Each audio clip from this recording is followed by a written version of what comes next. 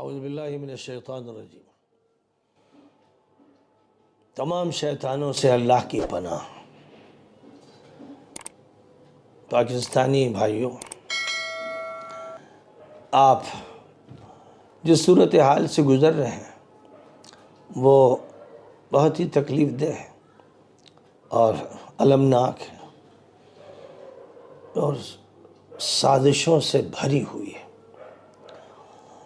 امریکہ جیسے مجرم اور برطانیہ جیسے مجرم، یہ دو ملک جن کی حکومتیں پہلے دن سے بڑی خبیث ہیں اور آج تو ان کی خباثت پوری طرح سے کھل کر سامنے آ چکی ہے۔ ایک طرف امریکہ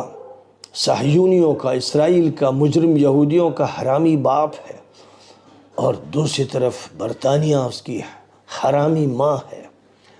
ان دونوں نے اسرائیل کو وجود عطا کیا، فلسطین کے اوپر اس کو تھوپا، اور اس کے بعد 1948 سے مسلسل اس کے ساتھ جرائم میں شریک رہے اور کتنے مسلمان ملکوں کو تاراج کر دیا، ان کو تباہ و برباد کر دیا۔ اس کے بعد اب وہ پوری طرح ننگے ہو کر، نجاست میں لت پت ہو کر، سنڈاس سے نکل کر اس وقت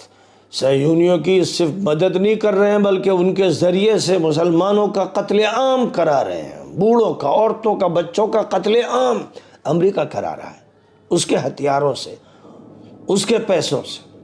اور اس کی سازشوں سے، اور اس کا چھوٹا بلکہ یوں کہیے کہ اس کی جو حرامی بیوی ہے برطانیہ، ان دونوں کے تعاون سے جو جرائم ہو رہے ہیں،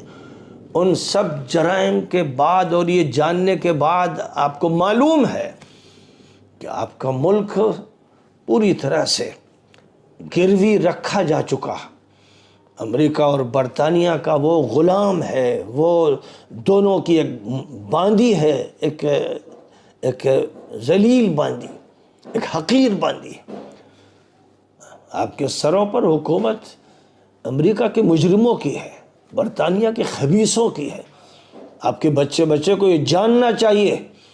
اور آپ کے جو بڑے کہلاتے ہیں، جو طاقتور کہلاتے ہیں، وہ کبھی امریکہ اور کبھی برطانیہ جاتے ہیں اور وہاں کے مجرم اور خبیث حکمرانوں کی جوتیاں چاٹتے ہیں۔ ان کو چند ٹکے چاہیے جس سے وہ پاکستان کے بھوکوں اور ننگوں کو کھلا دیں اور کپڑا پہنا دیں، اور پھر یہی ان کو سمجھاتے ہیں کہ ہم ملک کی معیشت کے لیے کوشش کر رہے ہیں۔ ہم ان سے ملنے گئے، آپ کا چیف ملنے گیا اور وہاں رہا تاکہ پوری سازشیں تیار کر لی جائیں، ساری رائے معلوم کر لی جائے کہ کیا کرنا ہے، کس طرح سے ملک کو خون کی ندی میں بہانا ہے، کس طرح خانہ جنگی بھڑکانا ہے، کس طرح پڑوسیوں سے لڑنا ہے، کس طرح سے جانوں کا نیلام کرنا ہے، اور کس طرح سے ایک ایسا کھلواڑ الیکشن کے نام پر کرنا ہے کہ لوگ دیکھتے رہ جائیں، انگلیاں دانتوں میں دبا لیں، آنکھیں پھٹی کی پھٹی رہ جائیں۔ ایک ایسا مجرم الیکشن کمیشن، ایسا مجرم، اتنا خبیث، اتنا کمینہ اور ایسا ذلیل بنایا گیا جس کا ہر فرد ذلیل ہے، اور اس کے ساتھ بھیڑیا صفت پولیس ہے، اور اس کے ساتھ جو 1.5 سال کی بندروں سوروں کی حکومت رہی جو ابھی بھی قائم رکھی گئی ہے تاکہ وہ اپنا وہ کردار جو ہے، مجرمانہ کردار، حیوانی کردار، درندہ صفت کردار، وہ جاری رکھے، یہاں تک کہ عوام پر ایک فیصلہ تھوپا جائے، بلکہ یوں کہیے کہ عوام کو گھسیٹ کر امریکہ کی غلامی میں اس طرح سے کچل دیا جائے، یہ کہا جائے کہ تمہارا راستہ صرف یہ ہے کہ امریکہ کا کلمہ پڑھو، لا الہ الا اللہ رٹنے کے لیے پڑھ لو، رسمی طور پر پڑھ لو، لیکن لا الہ الا اللہ کو برپا کرنے کی اگر کوشش کرو گے، اسے نافذ کرنا چاہو گے، اس کا نظام برپا کرنا چاہو گے، تو تمہاری خیریت نہیں ہے، تمہیں مار کے پھینک دیا جائے گا۔ یہ ہمیشہ سے نظام چلا آ رہا ہے، اور جو بھی امریکہ اور برطانیہ کے ساتھ رہے گا خوب یاد رکھا جائے، کیونکہ وہ اسرائیل کی کالونی ہے۔ میں قسم بخدا کہتا ہوں کہ پاکستان اسرائیل کی کالونی ہے، اور پاکستان کے حکمراں کسی نہ کسی طرح صہیونیوں اور صلیبیوں کے غلام رہے ہیں، اور آج خاص طور پر ہیں۔ جو بھی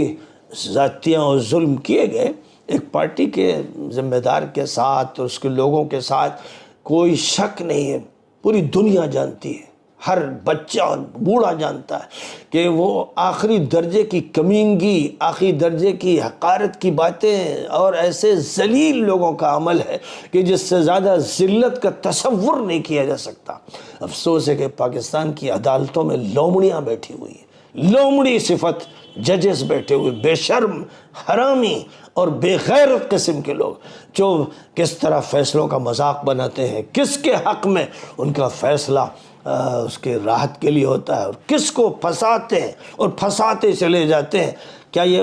سڑک کا ہر نوجوان نہیں جان رہا ہے؟ کیا پاکستان کا ہر بچہ یہ جانتا نہیں ہے؟ سب جانتے ہیں کہ سب جانتے ہیں، یعنی سب کو معلوم ہے۔ عدالت کے جو بڑے بیٹھے ہوئے ہیں، امریکہ کے کتے، اور جو